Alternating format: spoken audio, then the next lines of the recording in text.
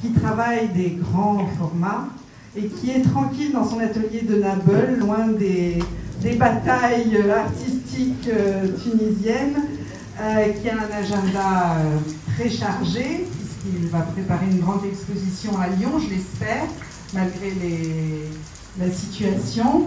Donc, Tam, est-ce que tu peux te présenter un petit peu ton parcours et sur quoi tu travailles? Bon, c'est vrai que sans images, c'est un petit peu difficile, mais je vous conseille d'aller voir son compte Instagram. Lucie, elle est d'accord avec moi que c'est quelqu'un de fort. Donc, pour voir un peu son travail qui, à la fois, il y a une très grande maîtrise de la couleur, mais aussi un travail très graphique et qui raconte beaucoup de choses sur la société tunisienne, mais toujours de manière indirecte, avec beaucoup de subtilité. Merci Elsa pour l'invitation. Je sais que tu préfères parler en... Non. C'est l'exercice le plus ennuyeux de parler de soi-même. C'est pas grave. Mais tu as ta première fan qui est en train de te filmer.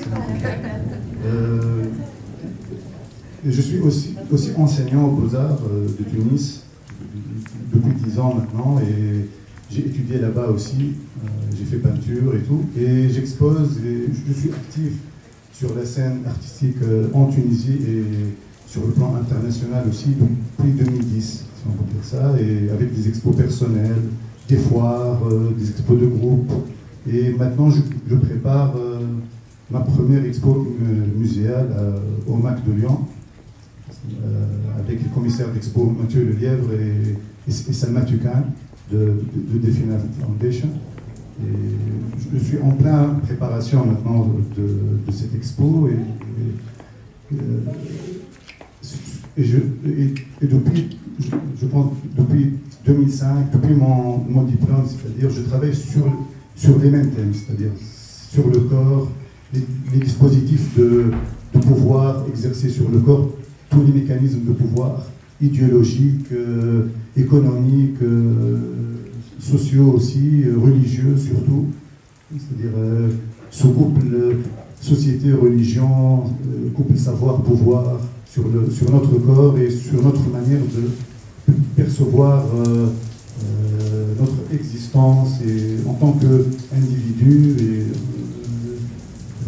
dans notre société en Tunisie, mais aussi en tant qu'individu dans ce monde. C'est-à-dire parce qu'on est presque pareil maintenant avec le capitalisme et avec tout ce système, c'est-à-dire universalisé, il n'y a plus de différence. C'est les degrés qui changent, c'est-à-dire c'est question de degrés, c'est pas question de nature, oui.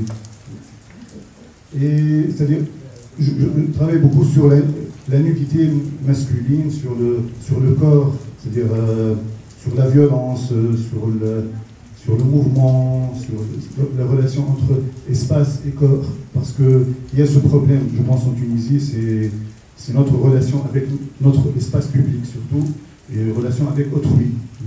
On n'est pas, c'est-à-dire en cohérence et en paix avec l'espace public et avec les autres individus qui occupent aussi l'espace public. Il y a un problème, c'est-à-dire dans notre perception de notre corps et de nos libertés, et la relation aussi avec le pouvoir, c'est-à-dire une société qui a vécu plus de une trentaine d'années, c'est-à-dire sous une dictature, et après, maintenant, sous une autre, c'est-à-dire sur un autre pouvoir infondé, mais un pouvoir, c'est-à-dire religieux peut-être. Et ça, c'est ça la menace, je pense. Et comment tu as pu faire ces contacts justement avec Lyon, par quels outils, comment tu as diffusé? C'est pas être présent là où il faut être présent, c'est-à-dire il faut accompagner son travail. Et un artiste maintenant, je le conçois, un artiste actif qui se déplace avec son travail, qui sait présenter son travail et qui sait aussi faire de la com aussi. C'est-à-dire il faut un tout, parce que c'est plus le temps, c'est-à-dire un artiste qui travaille dans son atelier et c'est tout. Le travail de l'artiste ne s'arrête pas